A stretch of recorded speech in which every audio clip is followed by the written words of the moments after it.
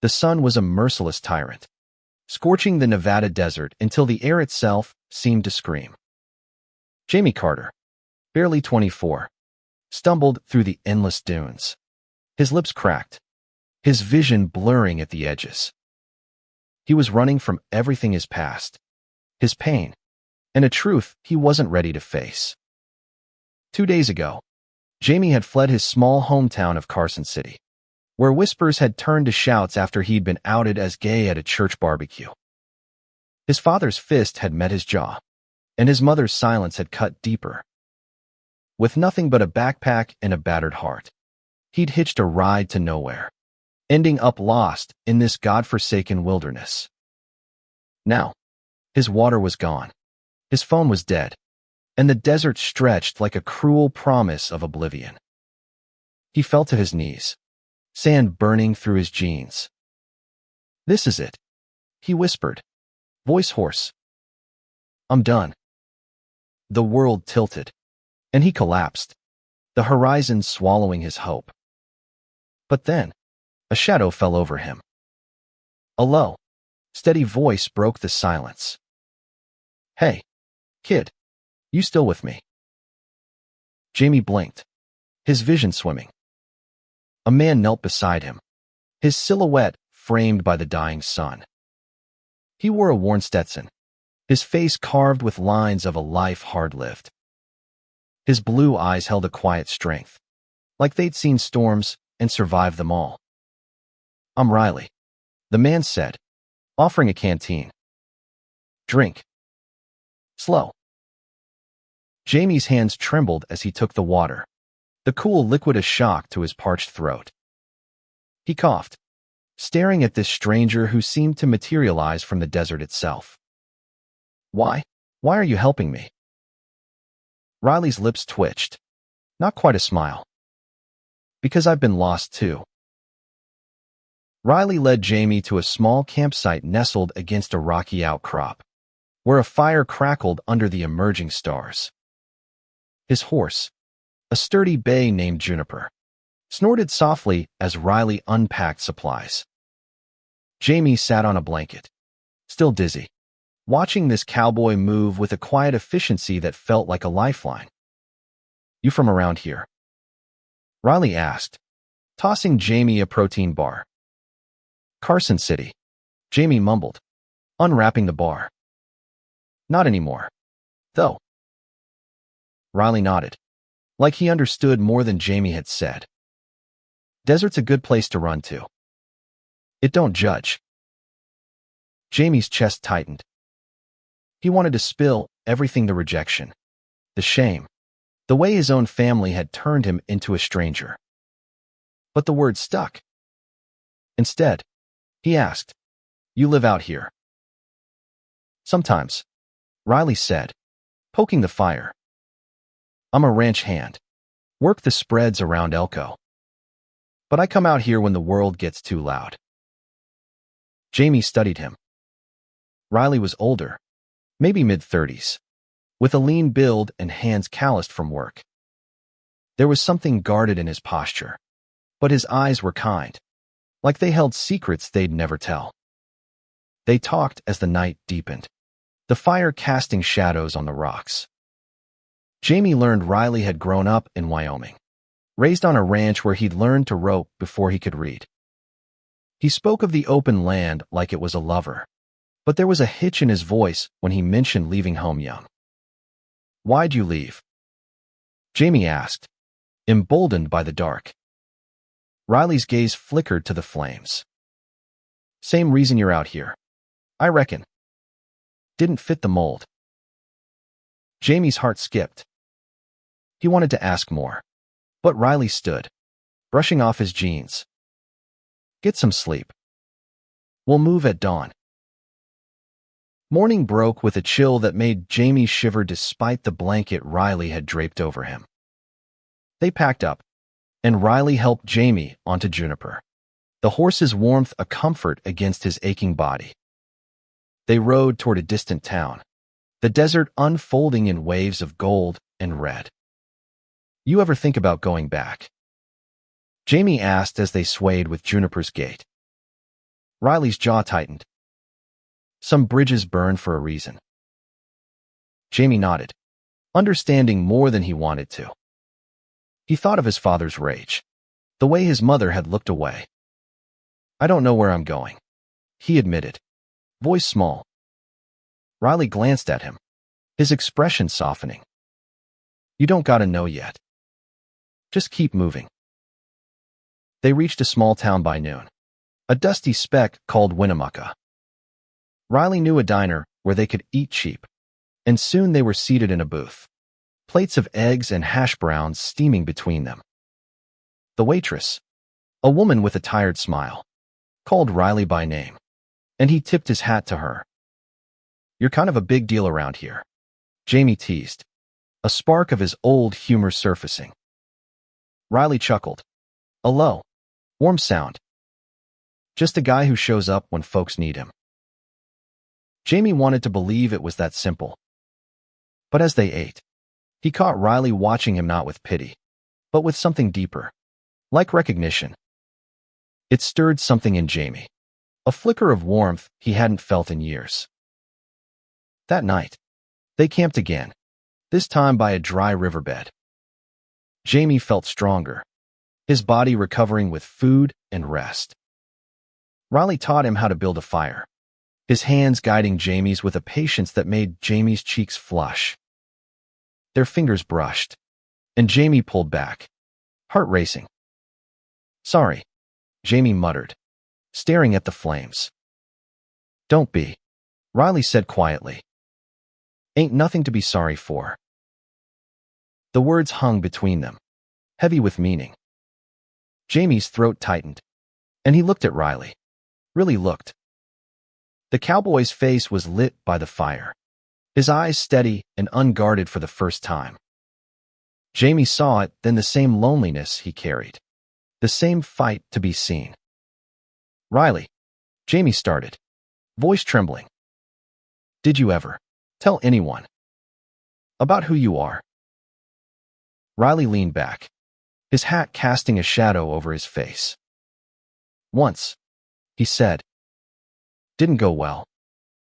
But I learned to live true to myself, even if it's just me and the stars. Jamie's eyes burned. He wanted to say he was scared, that he didn't know how to be true when the world seemed to hate him for it. But Riley's hand rested on his shoulder, warm and steady, and for the first time in days, Jamie didn't feel alone. The fire crackled, a small rebellion against the desert's cold night.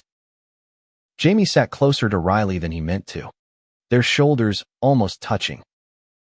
The weight of Riley's hand from earlier lingered, like a promise he was afraid to believe. They stayed in Winnemucca for a day, Riley insisting Jamie needed more rest before they moved on. The town was small, its streets lined with faded storefronts and bars where locals swapped stories over cheap beer. Riley seemed to know everyone, his easy nods and quiet, ma'am's earning smiles from waitresses and shopkeepers alike. Jamie watched, fascinated by how Riley carried himself rooted, like he belonged to the earth itself. You ever think about settling down? Jamie asked as they walked back to the diner for dinner. The sun was setting again, painting the sky in bruises of purple and gold. Riley's boots scuffed the dirt. Thought about it. Hard to plant roots when you're always moving. Jamie nodded, though he didn't fully understand. He'd spent his life dreaming of escape, but Riley seemed to carry his home in his bones, no matter where he went. It made Jamie ache for something he couldn't name. At the diner, they slid into the same booth, the vinyl seats creaking under their weight. Jamie picked at his fries, his mind tangled with questions. You said you've been lost, he ventured. What did you mean? Riley's fork paused midair. He set it down, his eyes tracing the grain of the table. Grew up in a town smaller than this, he said. Folks there had ideas about what a man should be. I didn't fit. Loved someone I wasn't supposed to. Paid for it. Jamie's breath caught, Who was he? Riley's gaze flicked up, sharp but not unkind. Name was Ethan. Rancher's son. We were kids. Thought we could keep it secret. He shook his head, a bitter smile tugging at his lips. Small towns don't keep secrets. Jamie leaned forward, his food forgotten. What happened? Got caught. His pa sent him off to some camp to fix him. Me. I got a black eye and a one-way ticket out of town. Riley's voice was steady, but his knuckles were white around his coffee mug.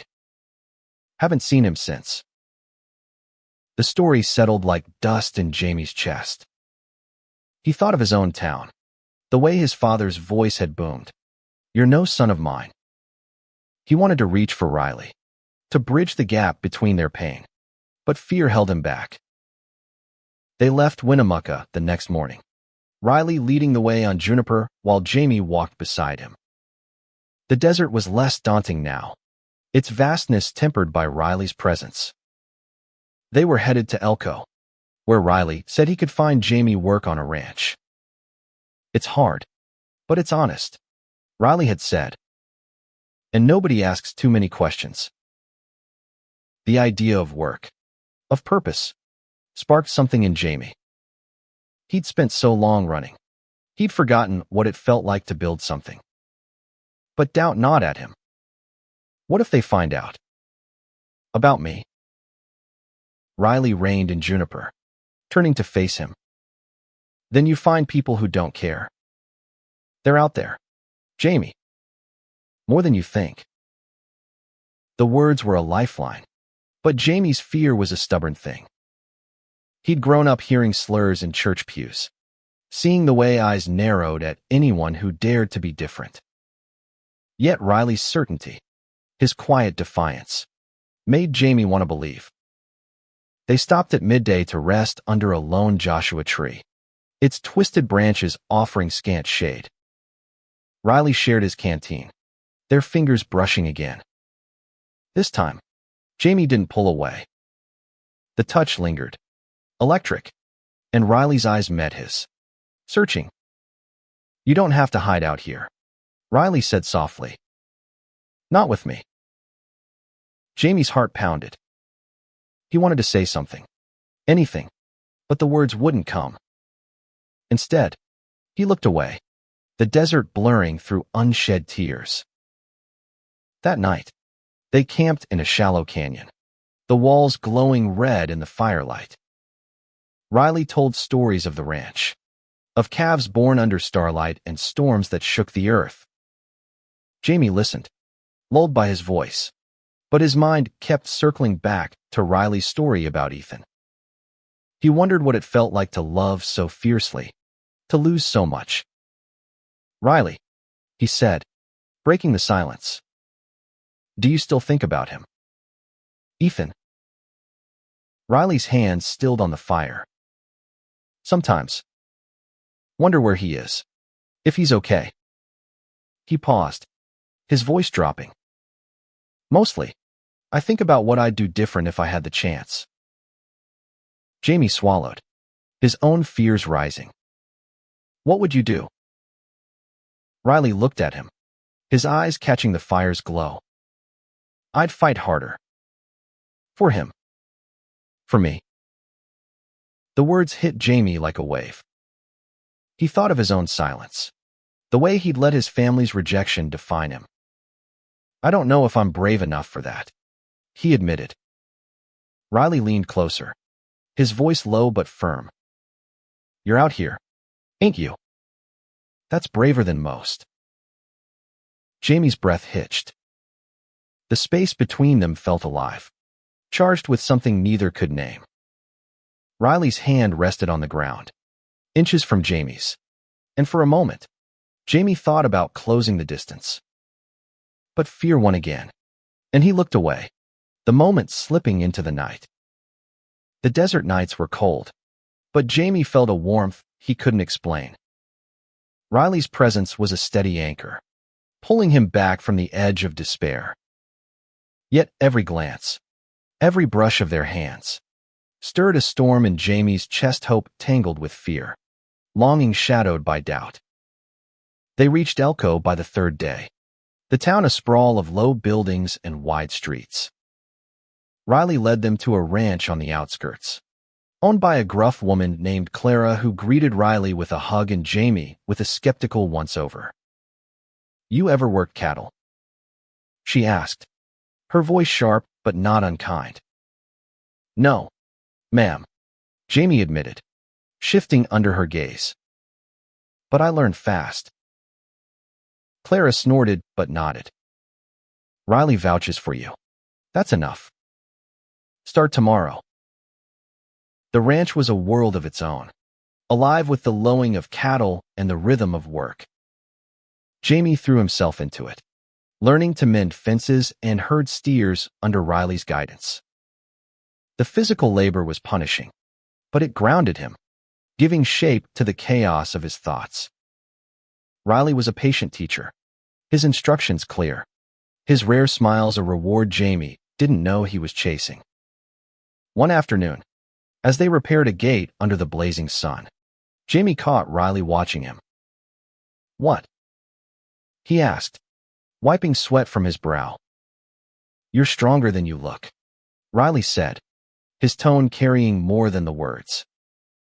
"Not just out here." Jamie's cheeks burned, and he turned back to the fence, hammering a nail with more force than needed. He wanted to believe Riley, but the weight of his past clung to him. Every night, he dreamed of his father's rage, his mother's silence, and woke with a hollow ache. The ranch hands were a mixed bunch, some friendly, others wary of the new kid. One, a wiry man named Tucker, seemed to take an instant dislike to Jamie, his eyes narrowing whenever Jamie laughed with Riley. "City boy thinks he's one of us," Tucker muttered once, loud enough for Jamie to hear. Riley overheard too. He stepped close to Tucker, his voice low but steel hard. "He's here to work. Same as you. Let it be." Tucker backed off, but the tension lingered. Jamie felt it in the glances, the whispered comments when he walked by. He wondered if they could see the truth he carried like a brand. It made him shrink into himself, avoiding Riley's eyes at dinner, afraid of what they might reveal. That night, unable to sleep, Jamie slipped out to the barn, the stars a blanket overhead. He sat on a hay bale, his thoughts a tangle of fear and want. Riley found him there, his boots soft on the dirt floor. "Can't sleep?" Riley asked, leaning against a post. Jamie shook his head. "Feel like I'm waiting for something to break." Riley sat beside him, close enough that their knees brushed. "You don't have to carry it alone, Jamie." The words cracked something open in Jamie. He looked at Riley, his heart racing. "I'm scared," he whispered. "Scared of what I feel. Scared of what it means." Riley's hand found his, calloused fingers curling around Jamie's. "Ain't nothing wrong with what you feel," he said. "It's the world that's got it wrong." Jamie's breath caught, tears spilling over. Riley didn't pull away, his grip steady, grounding. For the first time, Jamie let himself feel the weight of his truth, not as a burden, but as a piece of who he was. The next day, work felt different. Jamie moved with a quiet confidence, Riley's words echoing in his mind. But trouble brewed at the ranch. Tucker's resentment boiled over during a cattle drive, when he shoved Jamie against a fence, hissing, "You don't belong here. Queer." The word hit like a slap, freezing Jamie in place. Before he could respond, Riley was there, pulling Tucker back with a force that made the other hands turn. "Say it again," Riley growled, his eyes blazing. "I dare you." Tucker faltered, muttering an apology before stalking off. The other hands dispersed, but the air was thick with tension. Jamie's hands shook as he adjusted his hat, shame and anger warring inside him. Riley turned to him, his expression softening. "You okay?" Jamie nodded, though he wasn't sure. "Why'd you do that? You could have gotten hurt." "Because nobody gets to make you feel small," Riley said fiercely. "Not on my watch." The words lit a fire in Jamie's chest. He wanted to say thank you, to say more, but all he could do was meet Riley's gaze, the world narrowing to the space between them. The ranch became a battleground, not of fists, but of silences and stares. Tucker's outburst had rippled through the hands, some siding with him, others keeping their distance. Jamie felt exposed, his secret laid bare, but Riley's fierce protection was a shield he hadn't expected. They worked side by side, Riley's presence a quiet reassurance. One evening, as they cleaned tack in the barn, Jamie found the courage to speak. "You didn't have to stand up for me," he said, polishing a bridle. "Could have made things worse for you." Riley set down his rag, his eyes steady. "I've spent too long hiding. Jamie. Ain't doing it anymore. Not for you. Not for anyone." The words hung in the air, heavy with truth. Jamie's heart pounded, a question burning in his throat. "Riley, are you like me?" Riley's smile was small, almost sad. "Yeah." Took me years to say it out loud. But yeah. The admission was a spark, igniting something in Jamie. He stepped closer, their shoulders brushing. "How do you do it? Live like this, knowing what people think." Riley's hand grazed Jamie's arm, a fleeting touch that sent shivers through him. "You find people who see you for you. Like Clara. Like me." Jamie's breath hitched. The barn felt too small, the air too thick. He wanted to close the distance, to let himself feel what he'd buried for so long. But fear still clawed at him, whispering of rejection, of loss.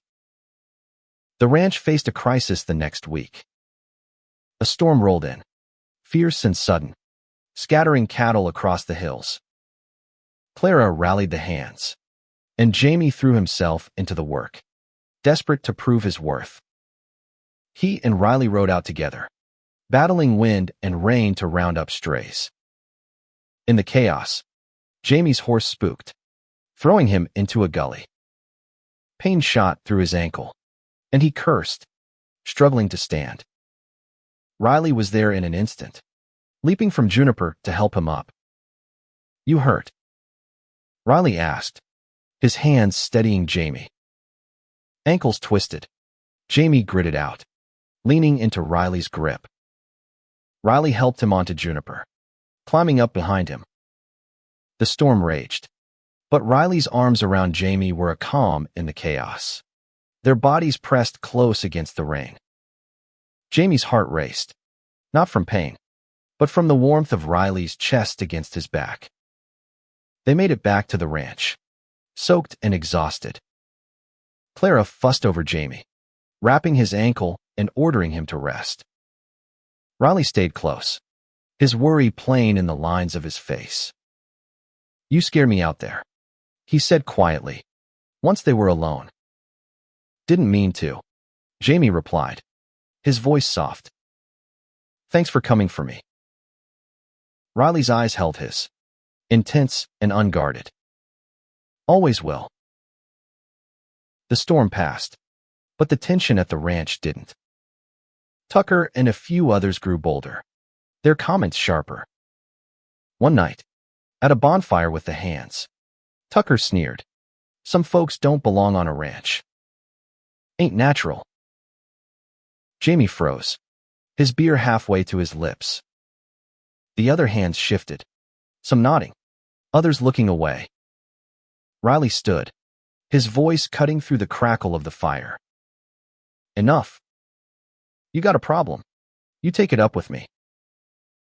Tucker laughed, but it was hollow. Defending your boyfriend. Riley. The word hung like a blade. Jamie's face burned, but Riley didn't flinch. Call it what you want, he said, his voice deadly calm.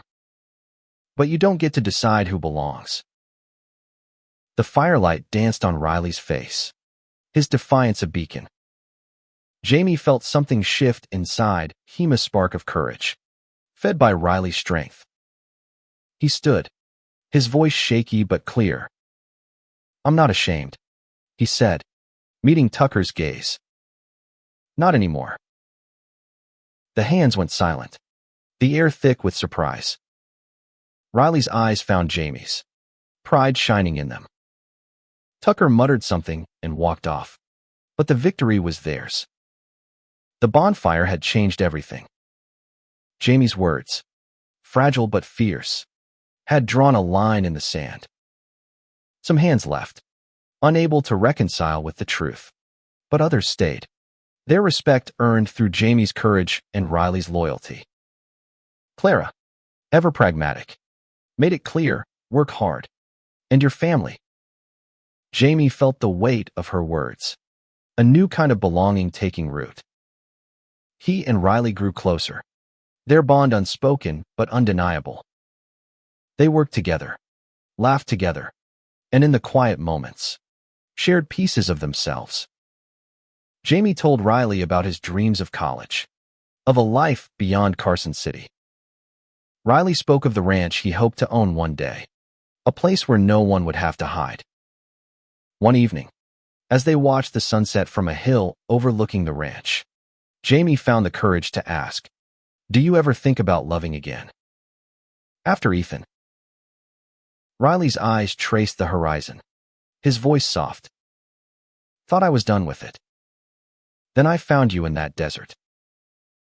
Jamie's heart stopped. He turned, meeting Riley's gaze, the world falling away. Riley. Riley's hand found his, fingers intertwining.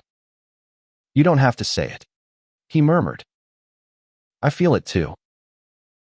They kissed under the fading light, tentative at first, then fierce, like they'd been starving for it. The desert stretched around them, vast and forgiving, a witness to their truth. Jamie felt whole, his fear dissolving in the warmth of Riley's lips. Months passed, and the ranch became home. Jamie grew stronger, not just in body but in spirit. He wrote a letter to his mother, not expecting a reply but needing to say he was okay, that he was living true. To his surprise, she wrote back a short note, cautious but kind, hinting at a door cracked open. Riley and Jamie planned their future, saving for a small spread of their own. They faced challenges. Tucker's allies lingered, and the world beyond the ranch wasn't always kind. But they faced it together, their love a quiet rebellion against hate. One night, under a sky thick with stars, Jamie looked at Riley and said, "You saved me. Not just from the desert." Riley pulled him close, his voice rough with emotion. "You saved me too, Jamie. From being alone." They stood together, the desert vast and silent around them, a testament to survival, love, and the courage to be seen.